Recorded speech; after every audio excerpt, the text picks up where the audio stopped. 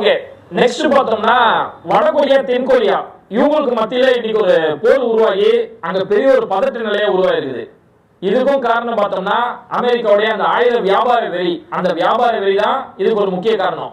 ஏன்னா எங்கெங்கெல்லாம் ஒரு போர், ஒரு கோப சூழல் இருக்கோ, ஒரு எதிர்ப்பு மனநிலை இருக்கோ, அங்கெல்லாம் போய் போரை தூண்டி விட்டு இப்ப ஏற்பட்ட சதி வேலை செய்யறது தான் அது காரணம். ரஷ்யா உக்ரைனுக்கு ஒரு எதிர்ப்பு மனநிலை இருக்கா, அவங்க 2 பேருக்குள்ள ஒரு போரை தூண்டி விட்டு இந்த உக்ரைன் இந்த ரஷ்யாக்கு எதிராக எவ்வளவு ஆயுதம் வாங்கிக்கோ, இந்த வாங்கிக்க சொல்லி அவங்கள்ட்ட போய் ஆயுதம் கொடுத்து இன்னைக்கு ரஷ்யா உக்ரைன் அங்க நாசமாய் கிடக்குது. ஹமாஸ்க்கும் இஸ்ரேலுக்கு ஒரு போர், இஸ்ரேல் கிட்ட இஸ்ரேல் இந்த எவ்வளவு ஆயுதம் வாங்கி நான் தரேன் உனக்கு ஹோல்சேலா தரேன் அப்படின்னு சொல்லி இஸ்ரேல் கிட்ட ஆயுதம் கொடுத்து இன்னைக்கு அங்க பல அப்பாவி மக்கள் கொல்லப்படக்கூடிய ஒரு சூழல். வடகொரியா தென்கொரியா அவங்க 2 பேருக்குள்ள இருந்த கருத்து வேறுபாடு, அதுல அந்த பகைமை இருந்தது.